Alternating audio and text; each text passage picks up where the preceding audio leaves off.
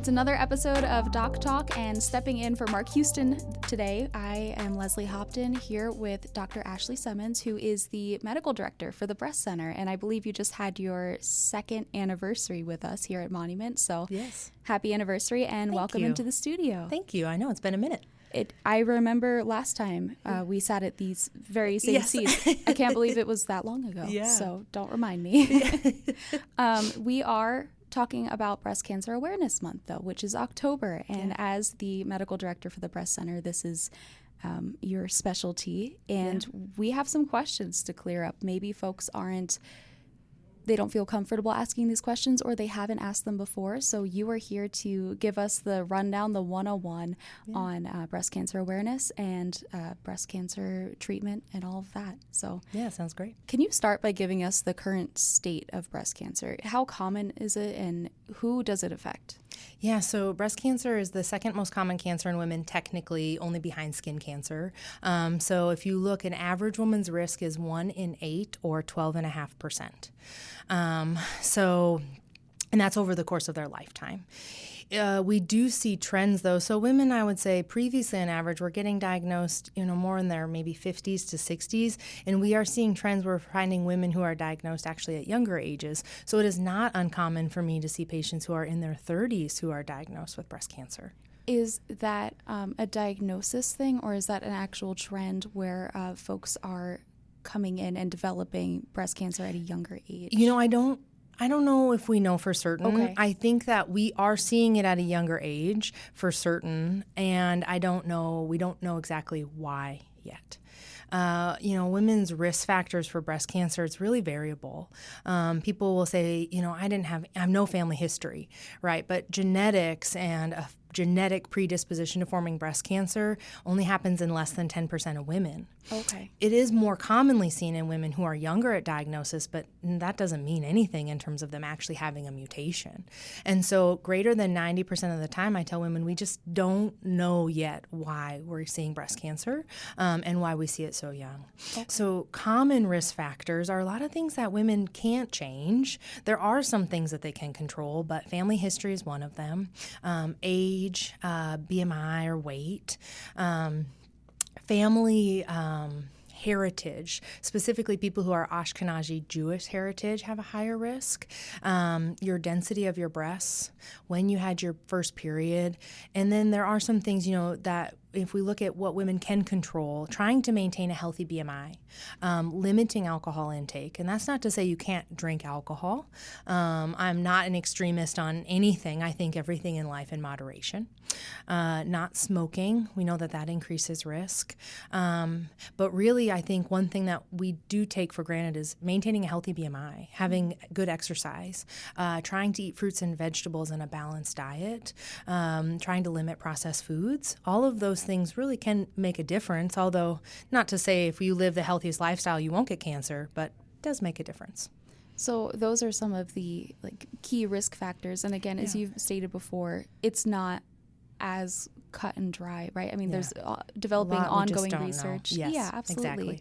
Exactly. But when it comes to early detection, or maybe you haven't reached that age to get a mammogram yet, insurance and all of that. Yeah. What can we do at home for early detection? Yeah. So, this is a hard topic because if you look, national guidelines are variable. But for the most part, they'll say that women should not do self-breast exams, but they should be aware of their breasts. And so I think that's conflicting, because how can somebody be aware of how their breasts feel without doing an exam? So I normally tell women that it's good to just once a month feel your breasts. And I also think that it's good to look at them. So I normally tell people in the shower, because that's the easiest place. Check your breasts out, both sides, check your armpits. And then once you get out, you towel off, you go in a mirror and you put your arms on your hips and you look at yourself naked, which is never that fun. But just once a month. And then you take your arms and you put them up above your head. Okay. I have had women who have diagnosed their own breast cancers by seeing a contour change in the breast, or seeing something that bulged out that maybe wasn't there or different than the other side. So at home, being aware of your breasts is important. Guidelines do recommend by the age of 25 that women have a breast cancer risk assessment. And so this should be facilitated. It could be through a OBGYN or through a primary care provider's office. There's a score we typically use called the Tyrer-Cuzick score, or TC score. It takes a bunch of those risk factors that we talked about, and it calculates a woman's risk of breast cancer. That can really help women because by the age of 25, or starting at 25, if they're found to have a greater than 20% risk, they qualify for high-risk screening. Really, imaging isn't starting typically until 30 mammograms at the earliest, but there are a lot of options depending on a woman's individual risks for the addition of breast MRI, sometimes risk-reducing surgery, sometimes there are medications. So really getting a good assessment of their own breast cancer risk is important. And although 25-year-olds aren't thinking about breast cancer, I think that's probably something that we need to change. Because you're right, insurance won't cover a mammogram unless we've got something going on. Typically, younger women's breasts are very dense. And so mammograms can be harder to detect things in breasts that have extremely high density. And so I think you have to take some ownership, unfortunately, as the patient to really take it upon yourself to kind of assess your own personal risk. And going back to those self-exams, using the term exam loosely because we're at home, we're in the shower. I have two questions. Is there a particular time of month that is best to account for hormonal fluctuations? That's a good question. Are there things to look out for that maybe aren't as popularized by, say, the media or just a doctor mentioning it? Like, we would know maybe that a lump is out of character, but are there other signs as well? Yeah. I think the thing with the time of the month is probably yes, that it might be better to check it when you're off your cycle and your breasts are less tender, they're, less swollen versus when you're on your monthly cycle. But I think that as long as you're consistent doing it once a month, I'm pretty happy. Okay.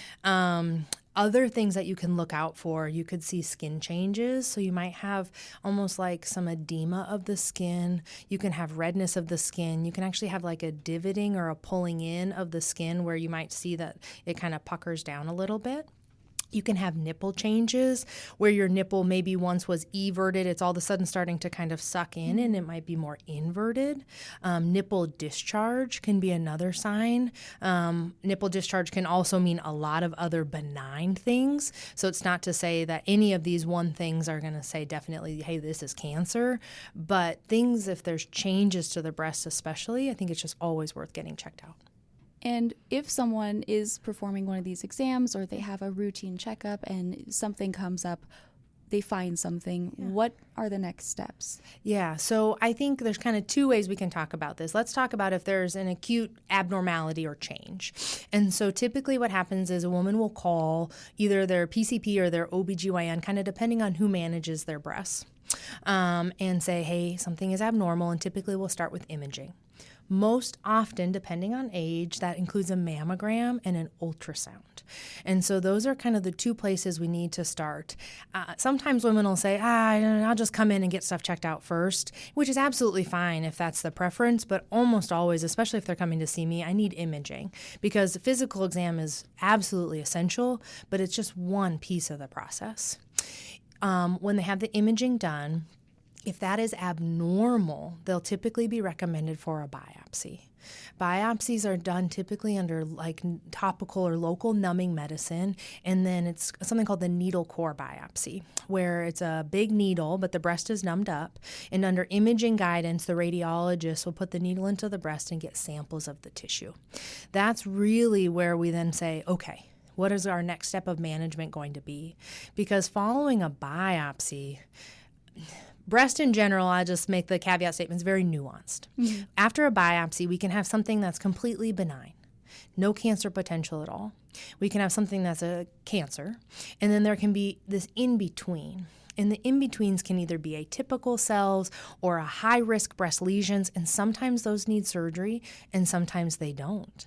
And even in all of those categories, let's say something on imaging looks just like a cancer and we get a biopsy and it comes back as benign, then we call that discordant. And we say, oh, that doesn't add up. We either need to rebiopsy or we need to surgically cut that out to prove to ourselves, because if the imaging looks highly concerning or suspicious and the biopsy doesn't match that, then we also have a problem.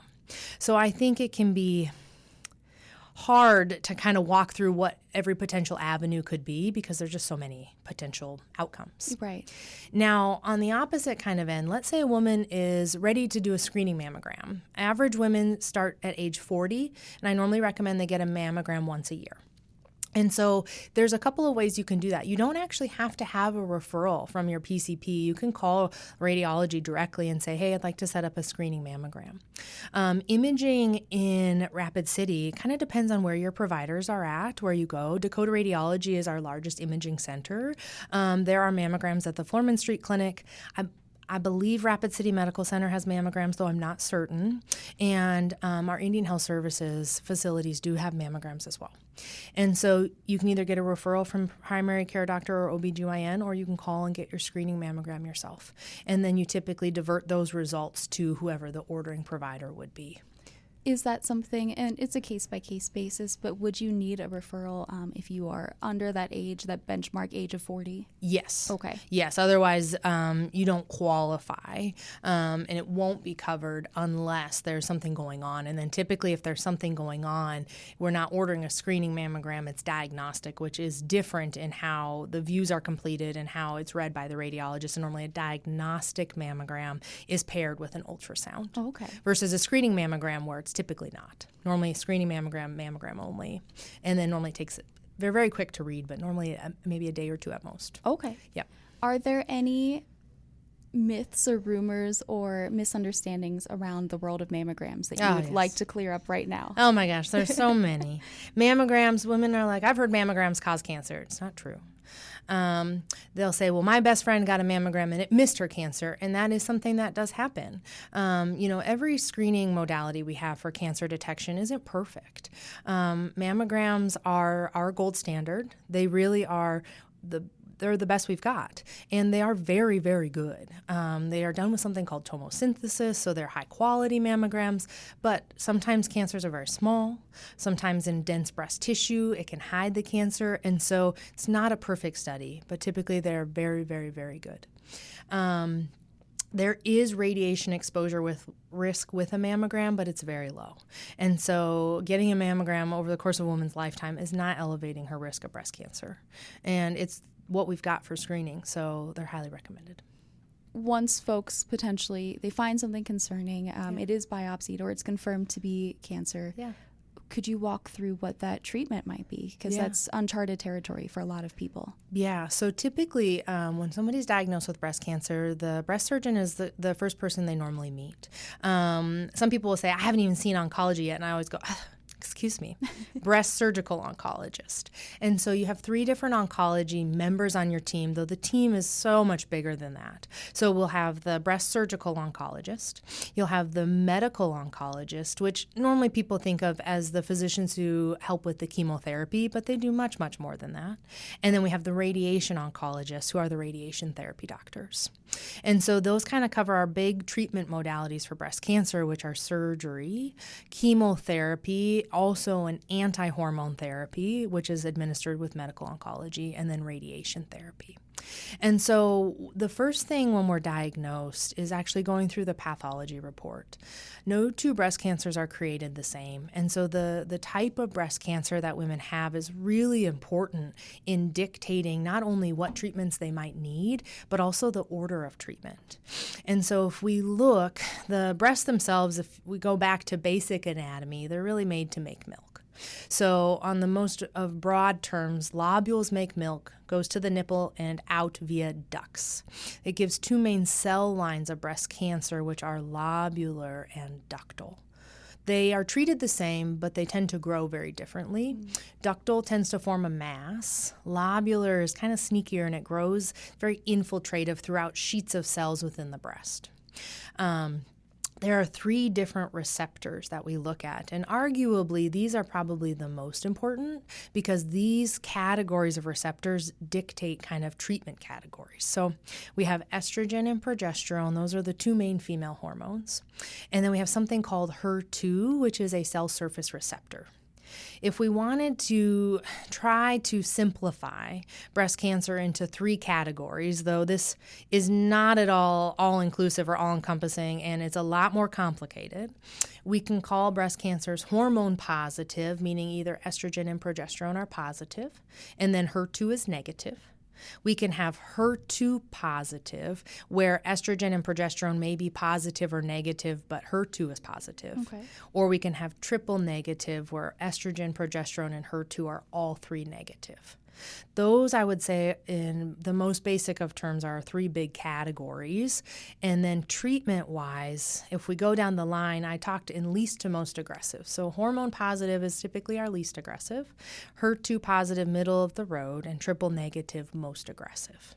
Most often, people who are hormone positive get surgery first, though not always. Depends on the size of the tumor, lymph node involvement, all those things. And then people who are HER2 positive and triple negative oftentimes require chemotherapy before surgery. And so that's called neoadjuvant chemotherapy. Typically, it's 4 to 6 months, depending on the tumor type and the regimen that's chosen between the patient and the medical oncologist. And then they normally have a 3 to 5 week break before they undergo any type of surgical intervention. Right. So a woman could be diagnosed, and we might not be talking about surgery for 8 months. Because she's going through other systemic therapy treatments first. Following that, radiation also depends on the type of surgery that's performed and the status of the lymph nodes, who would be required for radiation or not. So it's like a really, really basic, broad overview, and it's hard because it's just nuanced to the extreme in terms of diagnosis and treatment and who gets what and why. And it goes back to really that no 2 patients' breast cancers are really created the same, and so no 2 patients are really treated the same. Very individualized therapy and care. And it seems like from what you've already mentioned in this episode that it is very individualized. It is very individualized and it is very nuanced, which is reassuring, although I'm sure at times overwhelming. Yeah. How has treatment evolved from your studies, from your research, and now as the medical director? Yeah, so we're always changing, and I think in positive ways for certain, of putting women through less. You know, when we go back and we talk even just surgically, our very first kind of surgical intervention for breast cancer was something called the Halsted radical mastectomy. And people will fault Halsted because it was very aggressive. So it was removing the breasts, the muscle, the skin, bunch of lymph nodes. Women were left very disfigured physically and emotionally. But Halsted and that operation was really a point where we were seeing survival for women with breast cancer. And so I never fault him because I think that he was doing what he thought he needed to do to help women survive, and it worked. So from there, and we compare that surgery to now women can undergo a partial mastectomy where we save the breast. Sometimes we don't even need to sample the lymph nodes depending on the tumor type and the patient age. And so women can be treated for their breast cancer with surgery, maybe radiation, maybe an anti-hormone pill, and that may be all that they need. So we have seen dramatic shifts in treatment. We have more advances in systemic therapy, more individualized. We have targeted immunotherapy. We have targeted anti-HER2 therapy.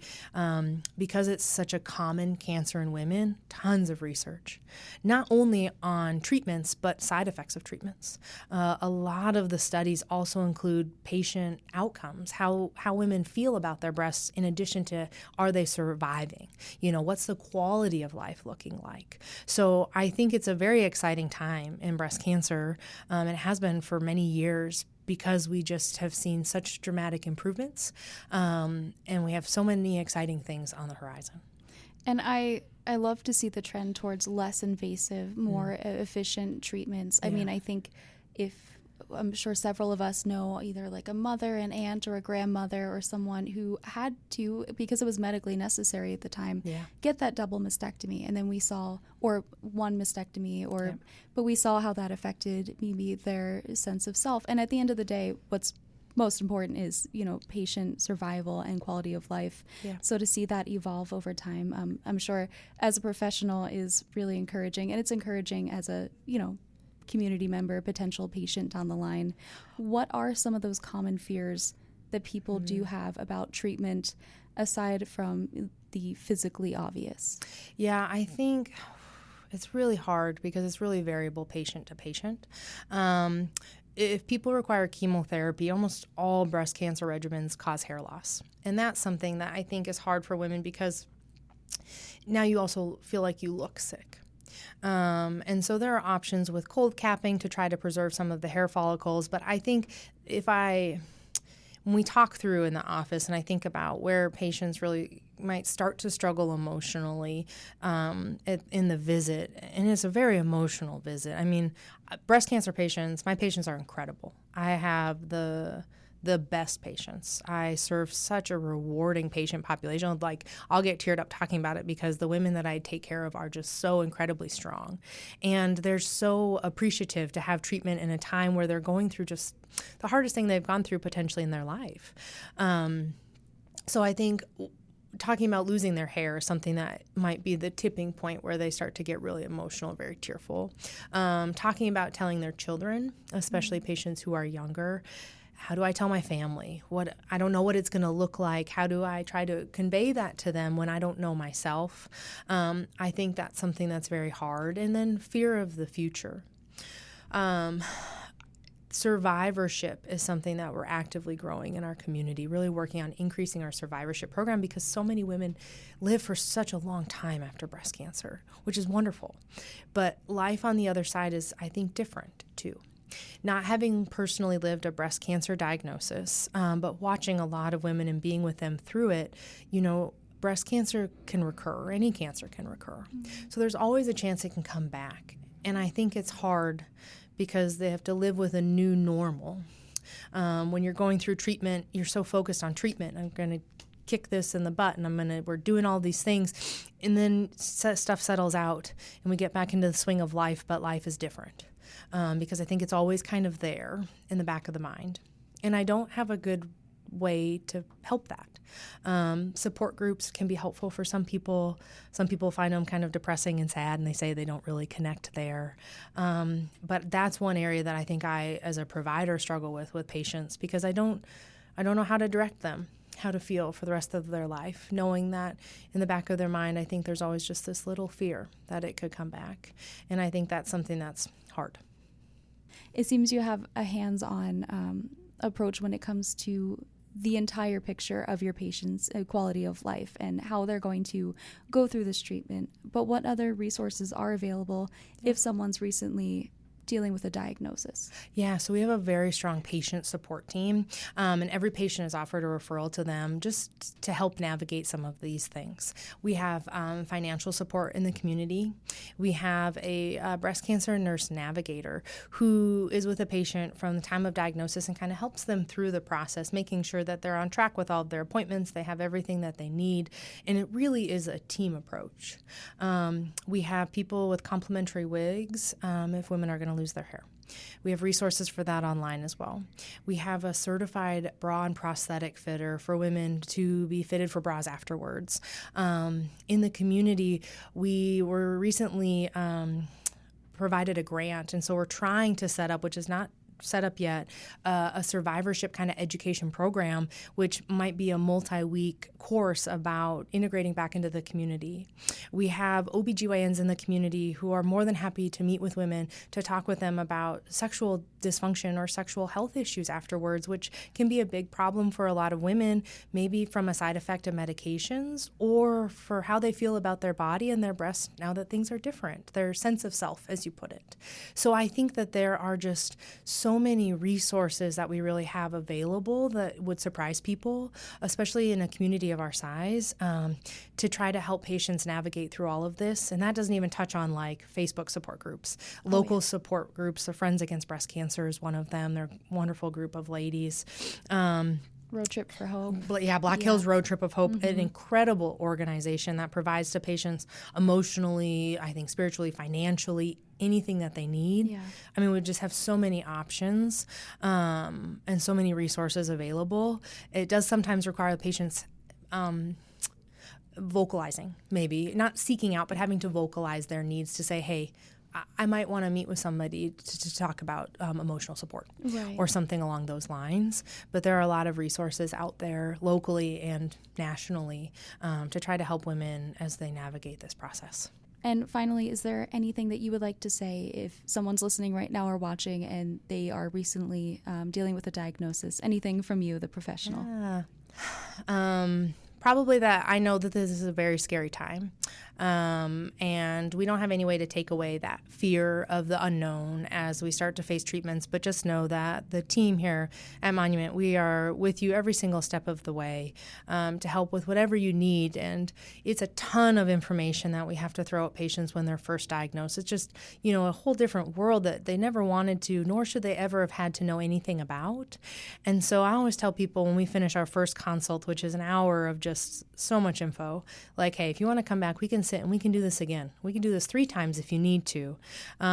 So I think really being comfortable with the providers to say, like, I need to do this again. I need to hear the information again.